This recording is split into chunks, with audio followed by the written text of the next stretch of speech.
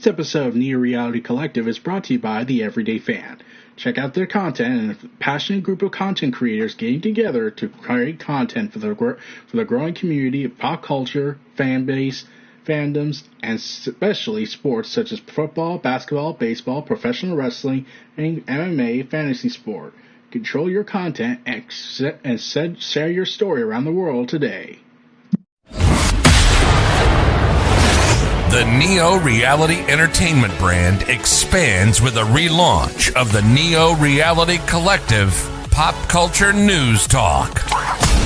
Your host, Eric Brown, gives his insights and thoughts in the ever-expanding news world of comic books, professional wrestling, gaming, TV, and movies. Be sure to donate to the brand and keep up to date with additional content on YouTube channels such as Neo Reality Entertainment, NRE The Wrestleverse, and NRE Pop Culture Omniversa.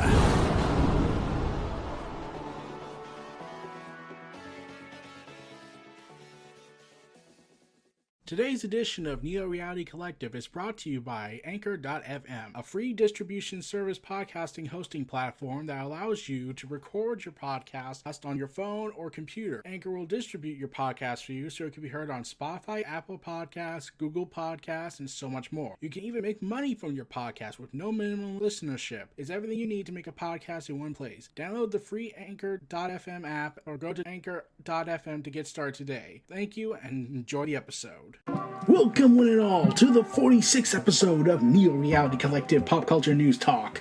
I'm your host Eric Brown, and this episode once again is brought to you by the Everyday Fans. Check out their links in the description below. So, 46 episodes in, we're closing in on 50 soon. After that, I don't know what's going to happen. So, let's get right into things. The week started off bad. EA decided to go ahead and shoot themselves in the foot with a tweet. Oh dear.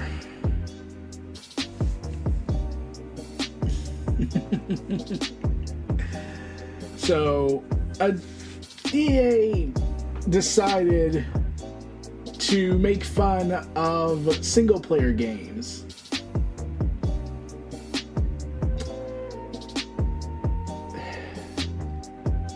EA decided saying there are 10, but they only like playing single-player games. Considering Mass Effect Legendary Edition came out, there's the popular Fallen Order. Yeah, it gained a lot of traction, like Vince Zampella of Respawn, Jacksepticeye of YouTube, and Game Awards host Jeff Kingley all share their disparagement with this thing, and a lot of others made fun of and criticized EA in retaliation.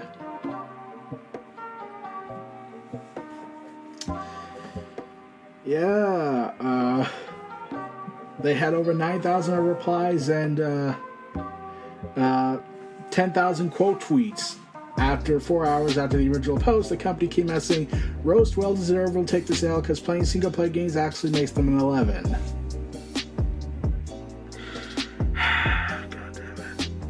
So, yeah, apparently employees were pissed off, Respawn was pissed off, everyone was pissed off.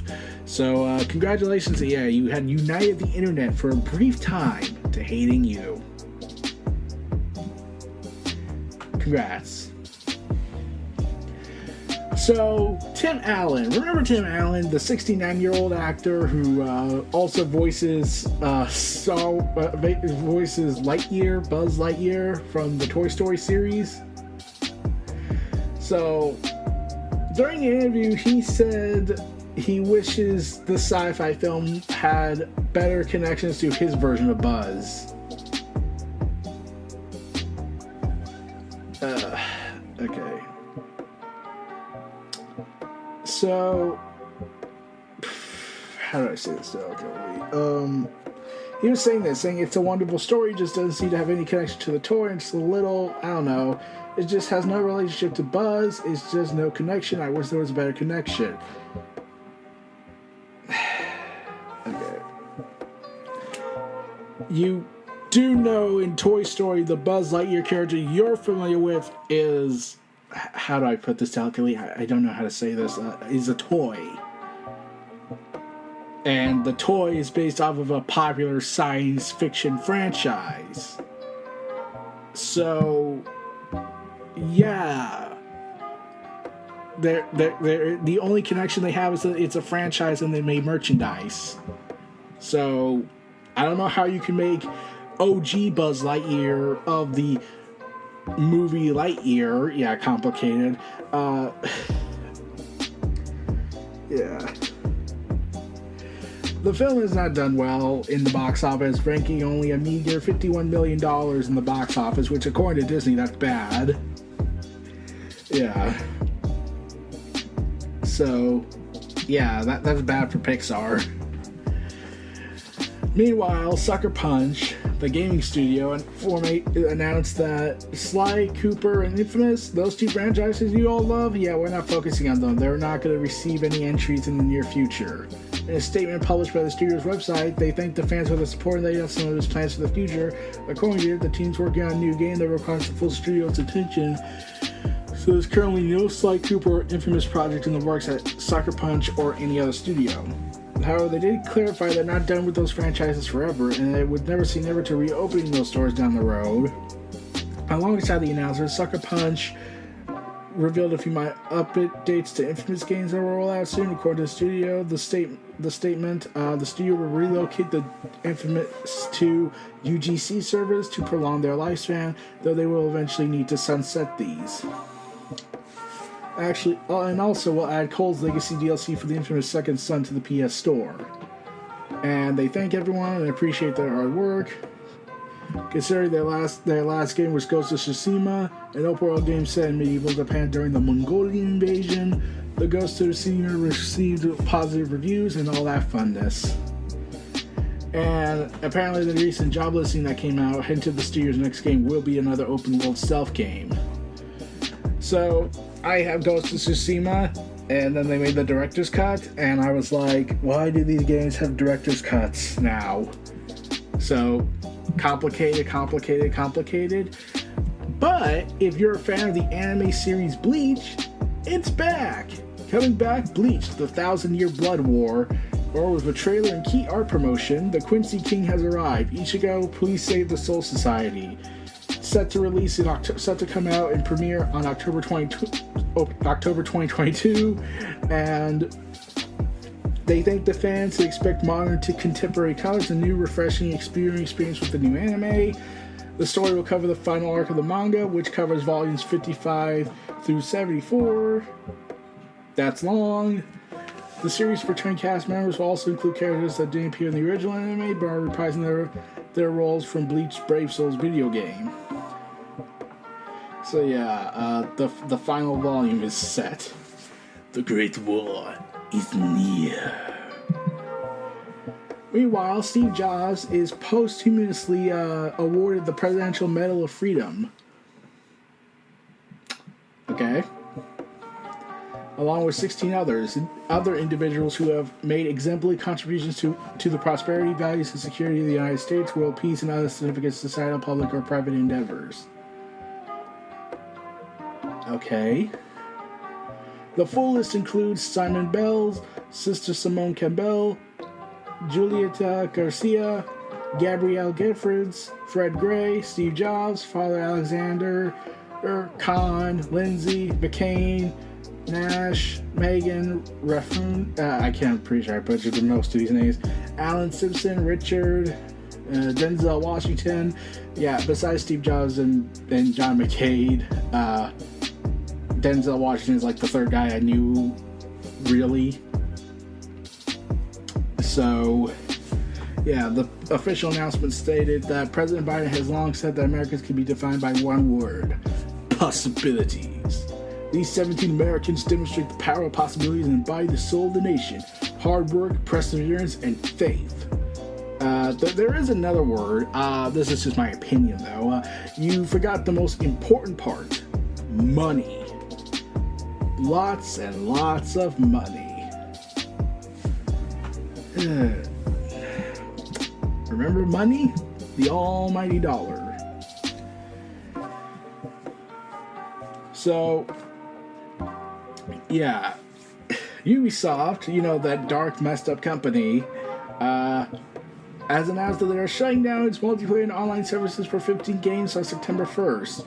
They include Anno 2070, Assassin's Creed 2, Assassin's Creed 3, Assassin's Creed Brotherhood, Liberation, HD, Driver San Francisco, Far Cry 3, Tom Clancy's Ghost Recon, Prince of Persia: The Forgotten Sands, Rayman Legends, Silent Hunter 5, Space Junkies, Splinter Cell, Blacklist, and Zombie U. Wait, that was still going? Oh, okay. However, they did had to note that it was important to note that the remastered versions of Far Cry 3 and Assassin's Creed 3 will not be shut down. So, yeah, it's an end of an era. I'm surprised how long they lasted. Meanwhile, Guardians of the Galaxy and Deus Ex writer joins BioWare in a probable desperate attempt to save as much possibility as possible.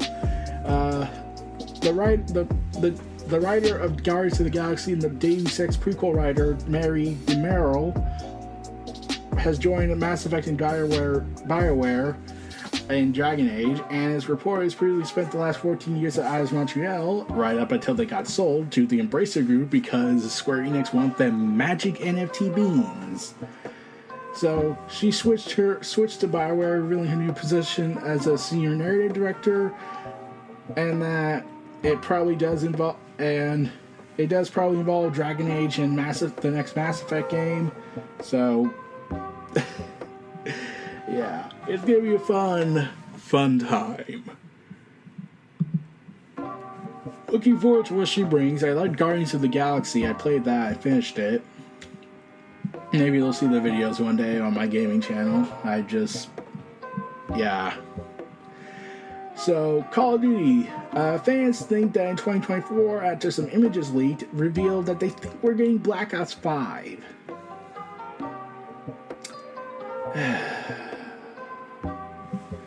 So, yeah, there was some leaked footage that came out, and maybe a continuation of Call of Duty Black Ops Cold War, and this will take place in the Gulf War. So, okay. So, yeah. And this is a stealth aircraft, and the reason why this thing is that the images contain a real-life F-117 Nighthawk stealth aircraft, which was first deployed by the U.S. military in the 80s and became synonymous with the Gulf War of 1991. If accurate, the timeline suggests that a continuation of the story of Cold War, with nothing official just yet. It remains speculation. At the very least, the copyright claims and the count suspensions of the leaker in question leads to the feeling of authenticity to what's been revealed. Oh, by the way, Activision Blizzard apparently said they did nothing wrong because of an internal investigation, so screw them. Meanwhile, Skyrim gets their co-op mode, finally. A new improved cooperative mod called Skyrim Together Reborn, released on July 8th. Yes! Skyrim Together Reborn allows up to 8 players with more or less everything in the game synced out: quests, the contents of the chests, audio and subtitle dialogue, and much more are fully synced between players' games, and PvP can even be enabled if wanted. Cool. That's actually pretty damn cool. The modding community has shown that it needs more. Like, a lot more. Can they just be the ones working on Skyrim instead of re-releasing it over and over and over and over and over and over and over again? But they'll probably make more. They'll probably release the next one in about 20 years again. Meanwhile, Kingsman Taron Egerton still wants to play Wolverine and has met with Marvel. Yeah.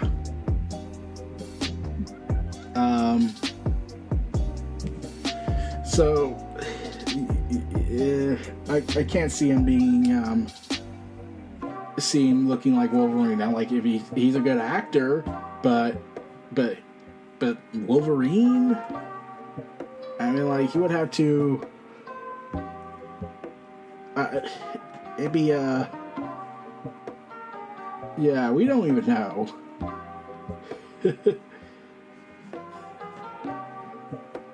Like, even... Like, I think it is partially because everyone can't imagine Wolverine without Hugh Jackman, except for probably voice actor ones, but Hugh Jackman was to everyone Wolverine. He looked the guy, he played the part. It's just hard to imagine who could succeed him as Wolverine. It's sort of like how Star Wars, you have, like, it's like trying to find someone who could play Ian McDiarmid's Palpatine. It's like, it's hard to imagine anyone playing the Emperor in a post-Ian McDiarmid world. It's just weird to imagine that. And if it does happen, I'll be amazed. But they'll probably just, use machine technology. And I'll get to that when I can one day. But basically, it's Kathleen Kennedy coming out saying, "We learned not to recast the old characters. We never learned anything actually good." I'm Kathleen Kennedy, and I hate Han Solo, I think. Meanwhile, speaking of Star Wars, Andor, that guy, the man who famously said, "I've been in this fight since I was 6 years old." I just have so remember that line?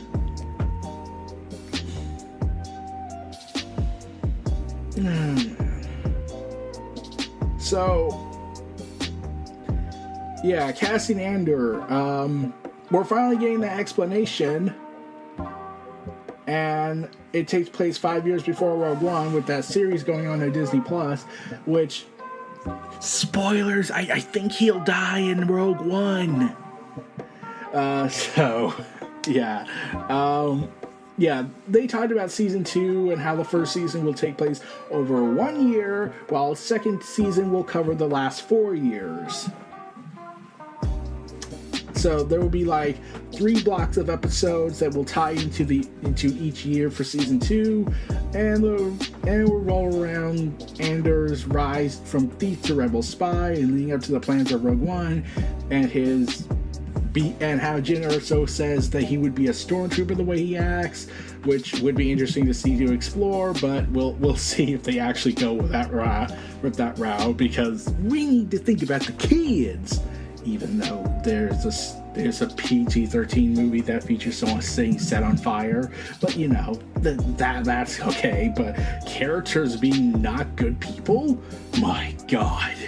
We can't have that unless they're comically evil. Ain't that right, Palpatine? Yes, do it. So, yeah, we're back to the modding community. Elden Ring, that game. The difficult game, also known as the game that caused an immense amount of controversy inadvertently because everyone lost their mind that day. Yeah, they added a new mod. Avatar: The Last Airbender's Firebending. My God. This is destruction incarnate. So, yeah, we haven't had an official Last Airbender game yet in years, and not even Avatar game since, 2014 Legend of Korra. I'm curious to know if they'll ever try and do another game or set a prequel game. But yeah, you can get the standard red flames or Princess Azula's blue flames. The mod includes several different attacks depending on the input and sound effects for each. Oh, those insane madmen. The modding community is awesome. Meanwhile, as we despair at this news, Bungie is reportedly working on a Destiny mobile game. Oh dear. According to the report from the Game Post, developers partnered with Chinese company NetEase to create the game. An employee apparently posted on LinkedIn saying that they worked with Bungie to develop an unannounced FPS mobile game. I'm officially doomed. The developer hasn't confirmed anything itself, however, we still know very little about what Bungie's working on despite Destiny 2 being released over 5 years ago. It has at least one new IP set in development and a character-focused multiplayer game with humor and RPG elements, but hasn't shared much. And they even been tight-lipped about the new mobile game, but apparently this is set to be a Destiny mobile game for reasons. And we're probably going to get microtransactions up the wazoo. So, good luck. I'm not playing that. Also, EA has partnered up with Halo co-creator Marcus Leto, who was leading the Battlefield Universe project at Seattle about a new Battlefield campaign. A single-player one, after the disaster that was 2042. Can they actually make a good game before they make a single-player game first? Because, apparently this whole Vincent Pella said in December that EA is now looking to create a connected Battlefield universe that explores different routes and business models, perhaps one which is a dedicated single-player project. Oh my god. So I was thinking shared universe when I had first read this, but no, we're just finding probably new ways to scam people. Oh, and because people want to go ahead and make money, NBA 2K23 is putting Michael Jordan on the cover while bringing back iconic Jordan challenges. Because 23.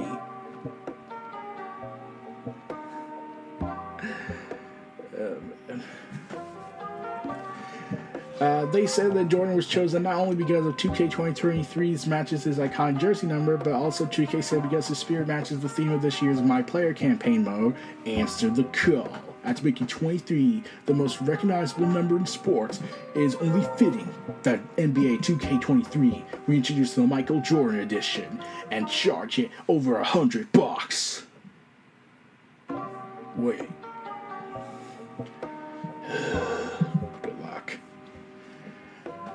Meanwhile, Google agrees to pay small app developers $90 million to settle a lawsuit, according to Reuters.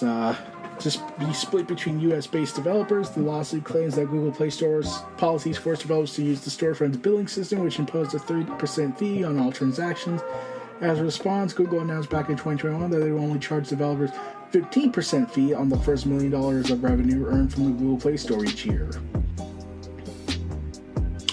Sure.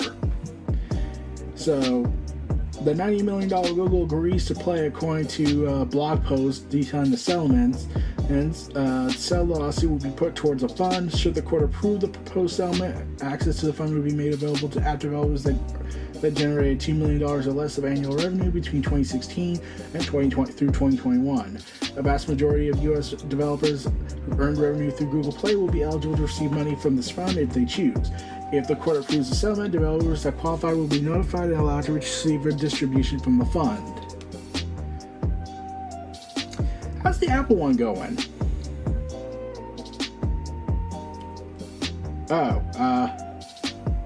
That was settled in August last year, where the developer would make $100 million payments to U.S. app developers. How goes the Epic one? I kind of forgot about that. Meanwhile, Microsoft Games has announced that Xbox games will no longer include Xbox 360 games on their Games with Gold program from October. Beginning October 1st, the monthly games provided by the Xbox Game Pass and Ultimate and Gold members via Games with Gold will no longer include 360 titles, saying, "We've reached our limit of our ability to bring 360 games to the catalog. However, Games with Gold will continue to include exciting Xbox One titles and exclusive savings each month. This will not impact any Xbox 360 games that you downloaded before October 2022. Any Xbox 360 titles that you deem via Games with Gold before that time are yours to keep on your Xbox account, regardless of whether you continue your subscription."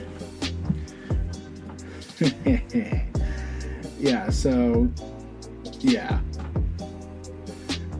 And sometimes they replace the 360 games with the original Xbox title, like July 2021 did with Conquer Live and Reloaded. And we all know Conquer from Rare. That was a game. Meanwhile, Rockstar, because they're petty people, have reportedly shelved Red Dead Redemption, GTA 4 remasters, and are even taking a backseat on Red Dead Online to focus on GTA 6 completely. So what you're saying is...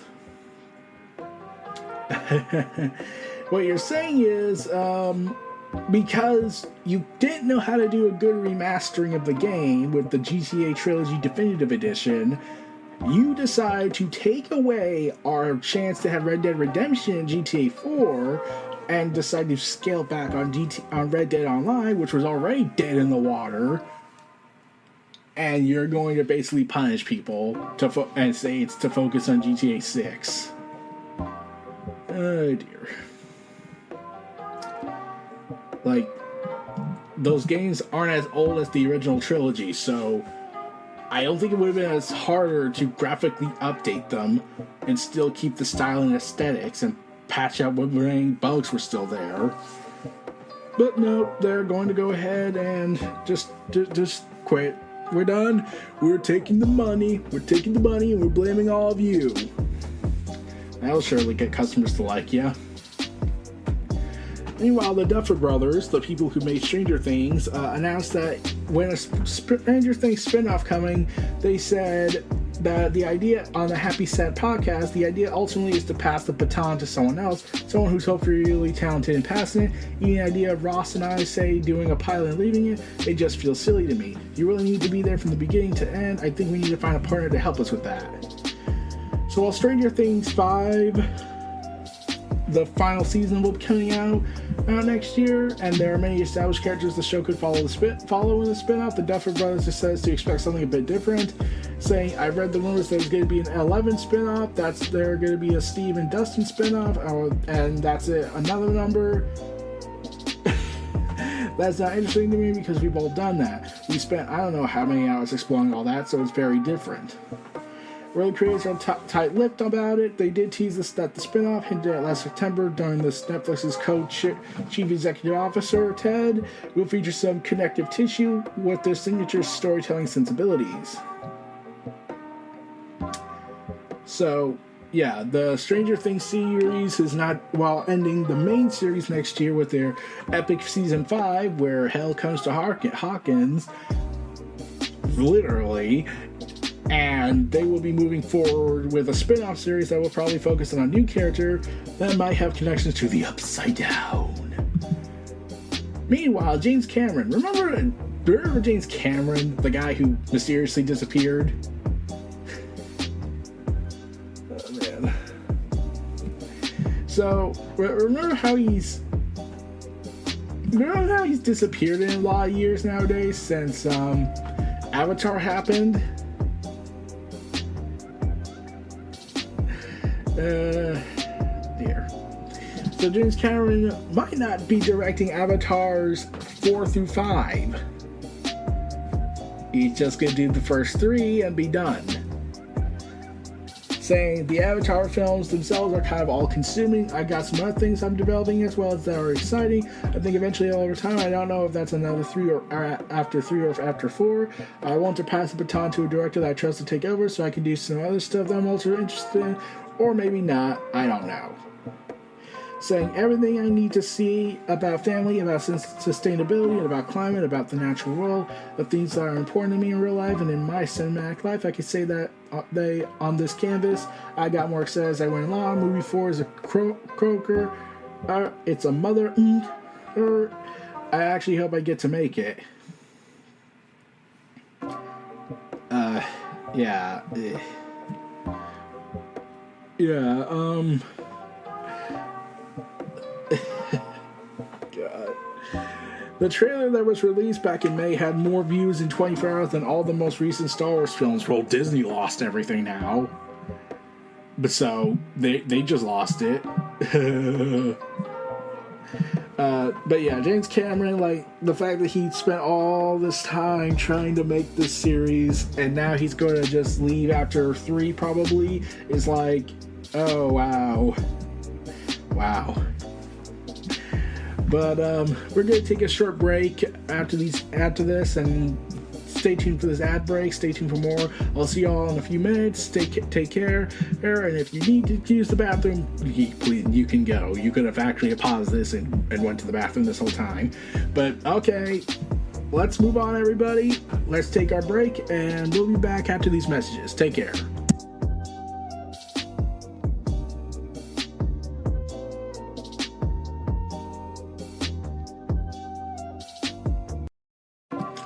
We're back, everybody. Let's finish this week off of news with the Stranger Things. So, Stranger Things, according to Netflix and The Hollywood Reporter, announced that Stranger Things' 4th season's final 2 episodes out. The latest season of the Duffer Brothers' popular horror series has surpassed a billion-hour viewing mark. Okay. The newest season recorded 1.15 billion hours of viewing in its first 28 days. The only show with the bigger viewing time is Squid Game, which was recorded at 1.65 billion hours of viewing time in the same period. As Squid Game is the first South Korean language production, the distinction between being the first English language series to hit the similar milestone goes to Stranger Things Season 4. Viewing hours in the first 28 days is a typical metric show track versus more conventional metrics like viewership, but this is Netflix's preferred metric and the one that it regularly shares with the public. So while it's not an exact viewership estimate, it does showcase Stranger Things is still a hugely popular series and is one that's devoured by subscribers when a new season premieres. So, yeah. Considering at the time that they were only released, the final 2 episodes of Stranger Things Season 4 was released only days ago, that's saying a lot, probably because of how big those episodes were, like virtually feature films. But, yeah, as that goes on, Activision Blizzard is being acquired by Microsoft continues to have uphill battles with both the US government and now the UK government launching their own investigation into the acquisition. The Competition and Markets Authority, which is responsible for ensuring fair competition between businesses in the UK and ultimately that consumers are not exploited through means such as monopolization, has opened an inquiry with an initial decision due on September 1st.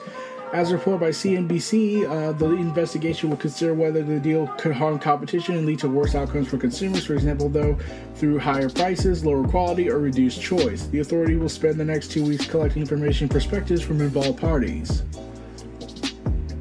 So, yeah, this is also coming in with U.S. senators, the City of New York, and the Justice Department, and a UK government watchdog launching an investigation into the billion-dollar deal is a pretty big move.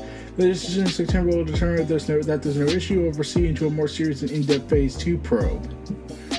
Microsoft then released a statement to IGN later on saying that it will fully cooperate with the UK government's Competition and Markets Authority and welcome the scrutiny. We will fully cooperate with the CMA's merger review. We expect and think it's appropriate for regulators to take a close look at this acquisition. The corporate vice president and general counsel said, "We have been clear about how we plan to run our gaming business and why we believe the deal will benefit gamers, developers, and the industry. We're committed to answering questions from regulators and ultimately that a thorough review will help the deal close with a broad confidence and that it will be positive for competition. We remain confident the deal will close in its fiscal year 2023 as initially anticipated." So, with all that stuff going on, I am curious to know how the concerns are and if, craziness fanatics on both sides of the console space will go ahead and make an announcement about this in their quest to destroy. Because that's what they think. We'll see how the probing hearings are going, and we'll see how that as the weeks go by.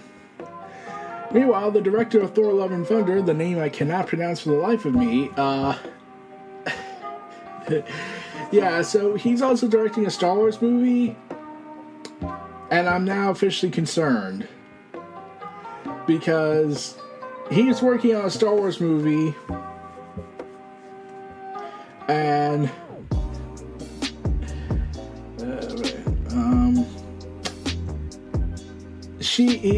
he asked Natalie Portman if she wanted to be part of this join the series as he works on his own Star Wars movie.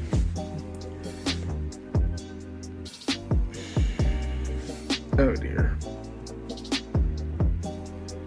Okay,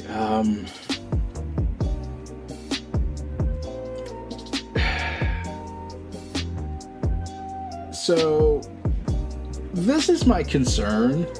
I've been in a Star Wars kick lately, and now I'm concerned with this because when I first heard this, I was like, okay, how do you not know Natalie Portman was Padme Amidala, the most unrealistic politician in the history of fiction, because she actually cares?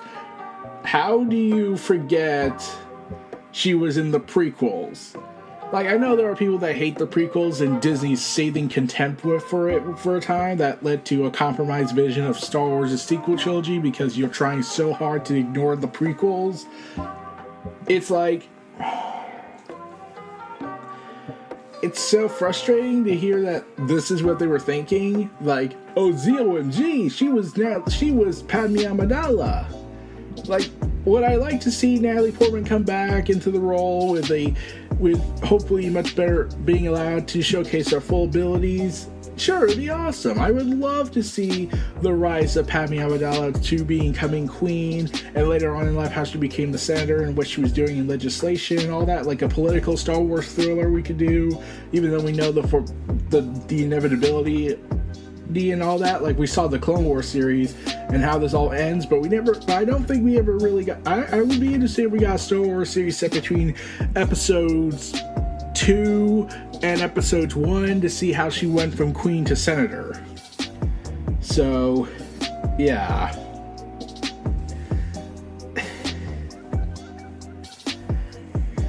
When I heard this, I was like, man. The very fact that this happened made me concerned. When I heard this during an interview with the Rolling Stone, it was like, oh god. So, yeah, I have my concerns. Meanwhile, God of War Ragnarok got a new trailer and is set to release on PS4 and PS5 on November 9th. Following rumors of a delay into 2023 and reassurances from the developer that it would be arriving this year, they released a new CG trailer featuring Kratos and his son, fighting off multiple threats, including an absolutely enormous wolf. Incidentally, the wolf might be Fenrir, who in Norse mythology is the son of Loki. If you played the last game of the series, it's a complicated idea. So, pre-orders were open on July 15th and showed off 4 major special editions, including a full-on replica of Thor's Mjolnir, not the Mjolnir from the Marvel movie, just to reiterate that this is not the same Thor. This is a more accurate Norse mythology Thor, not Marvel's Thor. So yeah, we're going to get Ragnarok event, and it's going to lead to complete disaster. Meanwhile, as that goes on, the action RPG Forspoken by Square Enix has been delayed to January 24th, 2023. A result of ongoing discussions with key partners and reassured the fans that it's in its final polishing phase, it's possible the decision has been made to move the release away from other major releases, so in order to give the new IP a fresh start.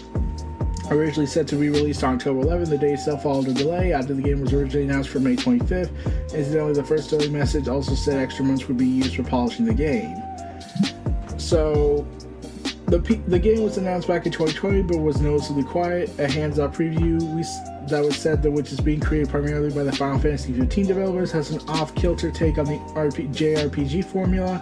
It looks more like an open-world RPG in the vein of Assassin's Creed and The Witcher than anything previously seen from Square Enix, according to a hands-off preview from IGN.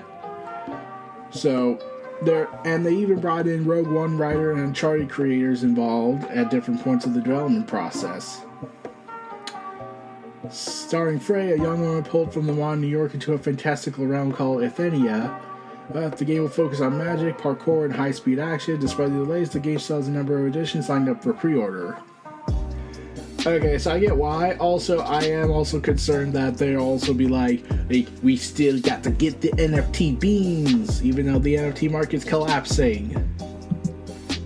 Yeah, I'm not letting that go. So, because live service shooters are not really popular with people at the moment, with Destiny getting a mobile shooter game, and now Ubisoft, the company that has done questionable things, is also releasing a Division mobile game called The Division Resurgence.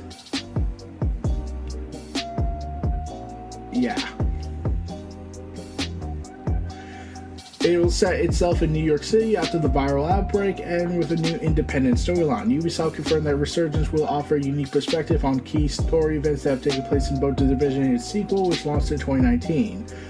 So, yeah. So, I do not care. Like, the Division universe, I'm just not interested. I tried it at one point, but I wasn't interested. I couldn't get into it. So, because, so remember our friends from the Quick Stop? Remember them?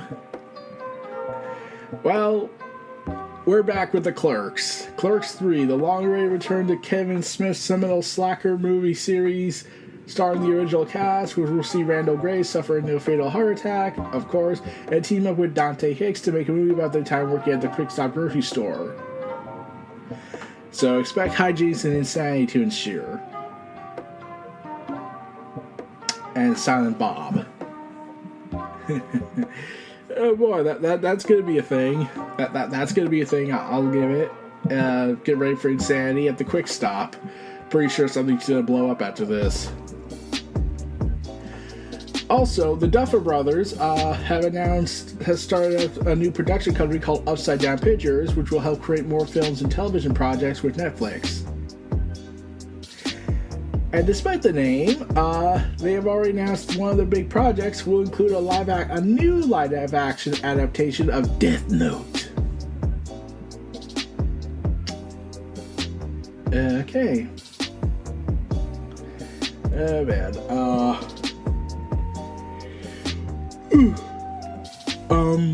Yeah, when I heard this, I was like, anime and live action never seem to work out. Like, maybe there is a formula that can make it work, but yeah, so far it hasn't worked out. But other projects do include an original series from the creators of Dark Crystal Age of Resistance, an adaptation of Stephen King and Peter Straub's The Talisman in partnership with Steven Spielberg's Albion Entertainment and Paramount TV, a new stage play set in the world of Stranger Things, and a live-action Stranger Things spin-off based on an original idea by the Duffer Brothers, but headed by someone else. Leading the new production company is Hilary Levitt, who has worked on shows like Orphan Black and Ozark. I'm pretty sure I butchered that. But, yeah, the Duffer Brothers have a lot of things lining up for them. So, Netflix did release a live-action Death Note movie in 2017 that took place in Seattle, Washington instead of Japan, but kept the premise of a teenager discovering a book that kills anyone whose name was written on it. I mean, like, it'd be crazy not to have the premise that makes the whole thing happen. So, yeah. Also, remember The Matrix Awakens? The big tech demo for Unreal Engine 5? Yeah, well, they're removing it from the stores on July 9th. They removed it from the stores on July 9th. Yeah.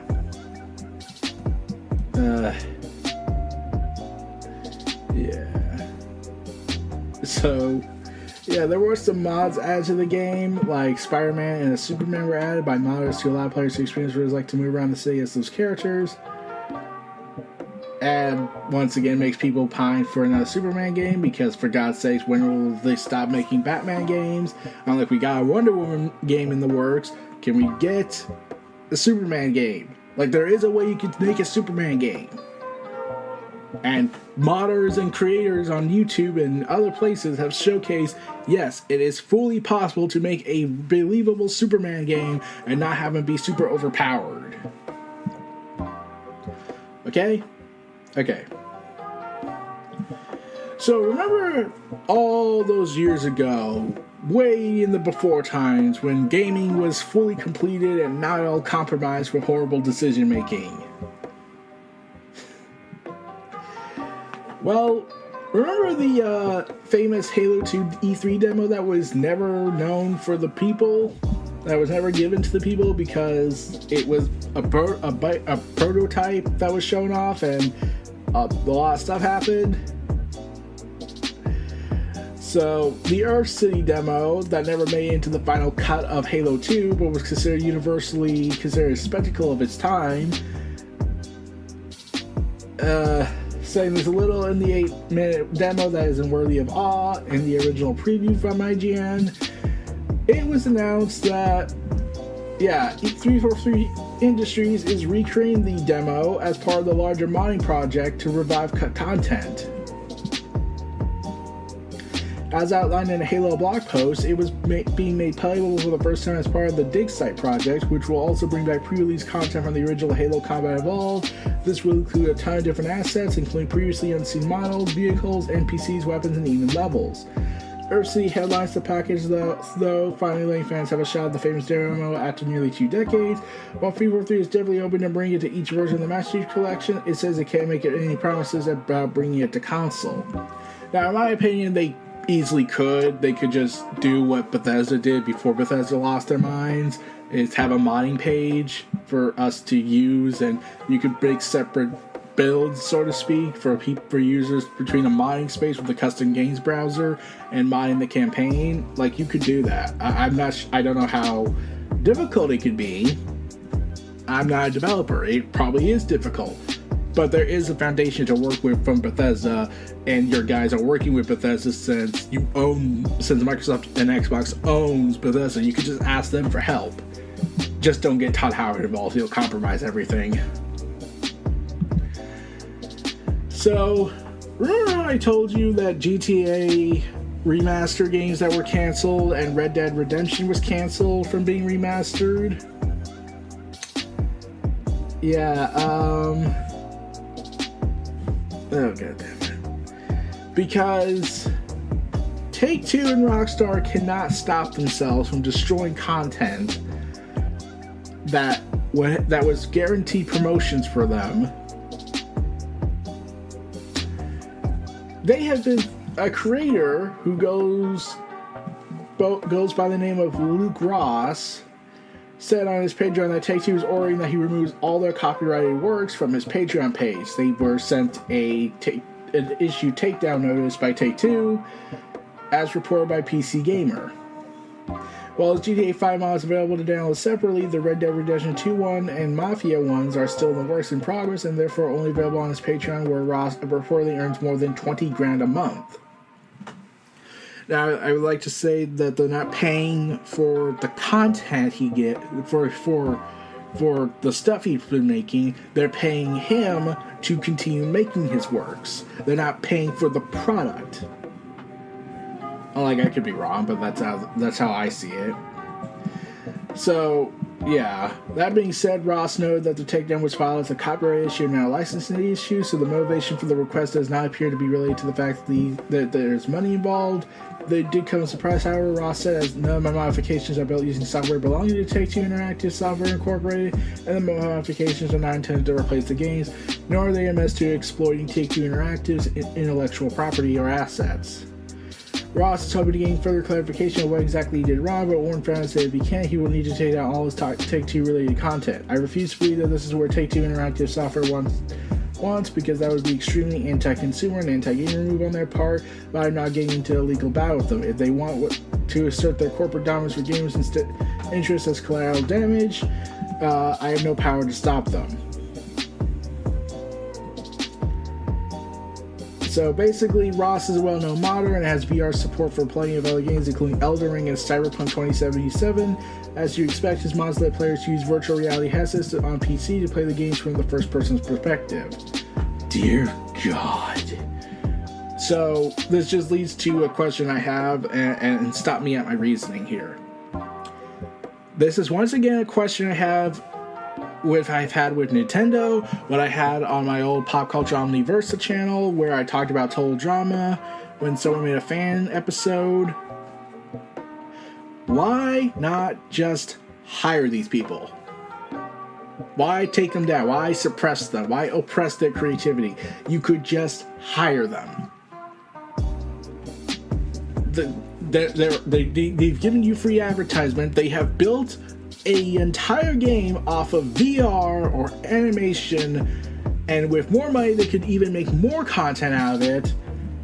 and content is king these days, why take them down? Why not just hire these people? Why not get on the phone? It's like, okay, how much do you want? We'll pay you. How much do you want for your talents? We'll pay you however money you want for these talents of yours. But no, the corporations, man, they're too busy trying to crush our hopes and dreams. So yeah. So while that's going on, my rage towards corporate domination, as we talk about more corporate domination, we got the return of Daredevil and Kingpin, Charlie Cox and Vincent D'Onofrio, both returning to the upcoming Echo series currently filming. According to a Hollywood Reporter, both Cox and D'Onofrio have joined the series along with Hawkeye star Aaliyah Cox as Maya Lopez in the Jeremy Renner Disney Plus series. Cox will appear in Echo as Matt Murdock, looking for a former ally who may or may not be Jessica Jones. This could pave the way for more Netflix Marvel heroes to return to the MCU. And following a couple of surprising twists that were mentioned, such as Charlie Cox's Daredevil showing up in No Way Home and Kingpin showing up in Hawkeye. And people were worried at first that Kingpin was killed off, even though this is more like a reference to the comic, where Kingpin ended up getting shot in the face and he was blinded for a time. He then got better. Yeah, because comic books. So, for those who have the MetaQuest headsets, they will no longer require Facebook accounts starting next month. Hooray! Yeah, we're doing it, man! MetaQuest came out saying, "You asked, we listened," as in, thank you for your input, we will gladly do it, but instead we're going to give ourselves a pat on the back because we suck. So they finally removed the Facebook requirement feature in their terms of service, so hallelujah, there was much rejoicing. Meanwhile, there's going to be an open-world Terminator survival game in development at NAFCON. Announced as part of the 2022 showcase of theirs, the as-of-yet untitled survival game was revealed to be in the works. It takes place in an open world and set between the events of Judgment Day, the Skynet nuclear strike that caused the apocalypse, and the formation of John Connor's resistance. Okay. The game will feature an original story that draws upon the events portrayed in the movies. No gameplay has been revealed, but we did get a cinematic trailer of a T-800 hunting someone in a warehouse-like environment. It's not much, but the drumming of the original theme tune can be heard in the background, so there's that at least. So, yeah. Oh, man. Like, can they just have the Terminator series just die at this point? Like, this sounds exciting for an open world Terminator game, battling Terminators, or maybe you can play as a Terminator because they're awesome. But here's the thing I've just been wondering. It's like there's so much Terminator content that's been wrecked. Like, after 2, they just didn't know how to tell this story any further. And honestly, the only way I could have seen it working out is if they just made 1 and 2, ended it at 2, but they could make a prequel down the road that sets in motion the first events of the film, and that's it. That's all you can do with this. Or make a video game set before the events of the first Terminator movie. That's all you can do in my mind. To me, Terminator ended after 2. And there's the alternative ending where they did end the movie on a high note that had an optimistic future. But no, we cut that out from the film and had that be a different ending. So, yeah, there is that James Cameron clearly wanted to end Terminator after 2, but Hollywood's like, we like this franchise, let's keep it going. And really, while there are niche audiences for Terminators 3, Salvation, Genesis, and whatever the last one was that killed off certain characters that people loved out of nowhere, because We need new Rays around, even though you're contradicting your statement about how you don't want to do a Chosen One story, except you're doing a Chosen One story, saying she was decided by the hands of fate, so that's clearly the Chosen One. So, yeah. So, yeah, speaking of things that really should have been considered more in the editing process of all this, someone edited the Obi-Wan Kenobi series into a 2.5-hour movie.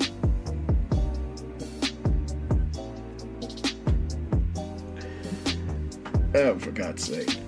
So I actually checked this out, and I was like, yeah, this definitely should have just been one movie. So the original plan was to have a trilogy of films, then they stopped it, and then they made a series out of it. And yeah, so yeah, someone edited a 2.5-hour movie into the 6-hour series. So he did have a love for the Star Wars universe and the excitement he has for new content coming from Lucasfilms. And he says he urges people to only watch his cut of the series if they're subscribed to Disney Plus. And wants everyone's sure that everyone is supporting the original artist, and the show is not letting this means become a pirating. So, yeah, even though we know people are probably not going to do that because the corporations, man, the corporations. Meanwhile, E3 is set to be produced. E3 is coming back in 2023. Yay! I so don't care. The E3 organizer of the Entertainment Software Association has announced that it will partner with ReedPop to produce E3 2023, best known for running PAX, Star Wars Celebration, and New York Comic-Con events. The show will return in the second week of June 2023 and will take place in its now-traditional home, the Los Angeles Convention Center. So, and there was plans that they will return next year as an online and physical event, but involving ReedPop makes a new approach for the show. No specific changes to the usual makeup for the event have been revealed, but ReedPop Global VP of Gaming, Kyle Kish, there is another name involved, but I can't pronounce it, I tried earlier, promised in the press release that E3 will be recognizably epic and return to form that honors what always worked while reshaping what it didn't. It is a tremendous honor and privilege for ReedPop to take on the responsibility of bringing E3 back for 2023. With the support and endorsement of the ESA, we're going to build a world-class event to serve as a global gaming industry in a new and broader ways than we already done at ReedPop through our portfolio of world-leading events and websites. So, yeah, especially after the last event involved the leaking personal details of attendees and the wholesale cancellation of this year's event. While ReedPop has continued to thrive off of changes due to the coronavirus and other stuff, and adapting to the times. Yeah. And now let's finish this week's worth of news off with comics. Wakanda, the home of the Black Panther, will get its own comics miniseries just in time for the movie sequel. Oh no, I'm so shocked about this. I can't believe it. So yeah, the world of Wakanda, home of Black Panther in the Marvel Universe, will be a subject to a 5-issue limited series starting in October, spinning out of John Ridley's current run of the main Black Panther title. In Ridley's run, T'Challa has been exiled from Wakanda, with the limited series aiming to fill in the gaps of what's going on back in the Black Panther's homeland while he's abroad. Each issue features different creators telling stories focused on the wider cast of Wakanda, from Wakanda 1 featuring a story with spotlights of T'Challa's younger sister Shuri, for writer Stephanie Williams and artist Paco Medea. With Williams saying, "I've been such a huge fan of the Black Panther over the years, especially the evolution and expansion of the women of Wakanda. It is truly an honor to kick off the new series with a series story, and I hope I can add to her and Wakanda's already impressive lore. A former bearer of the Black Panther mantle herself, series 7 will focus on the young hero's genius-level intellect and solutions for protecting Wakanda without its traditional ancestral guardian. Alongside the main story from rotating creators, each issue will feature an installment of The History of the Black Panthers, a backup tale which will tell the first definitive history of the entire line of Wakanda's heroes to take up the mantle of Black Panther.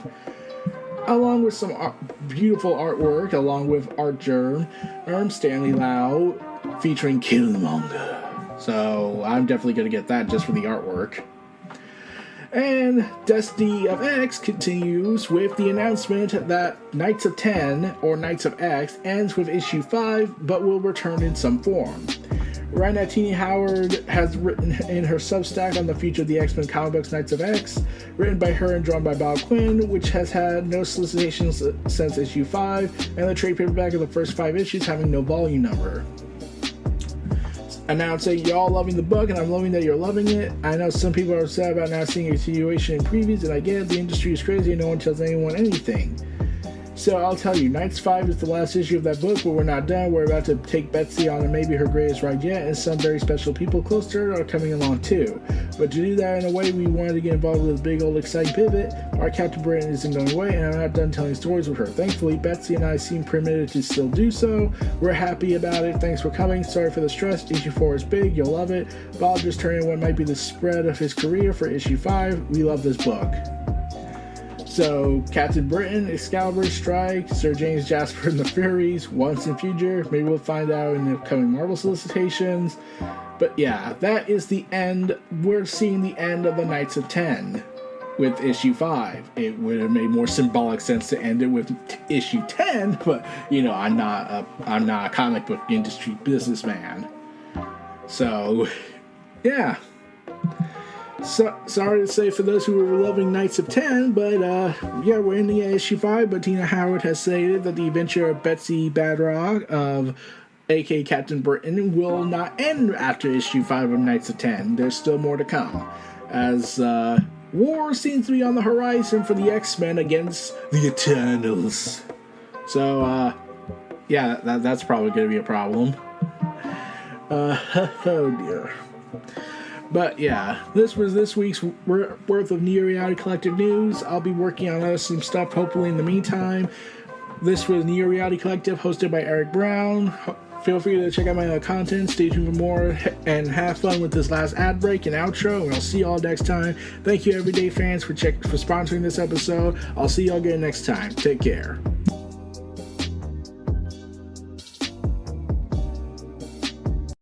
Be sure to donate to the brand and keep up to date with additional content on YouTube channels such as Neo Reality Entertainment, NRE The Wrestleverse, and NRE Pop Culture Omniversa.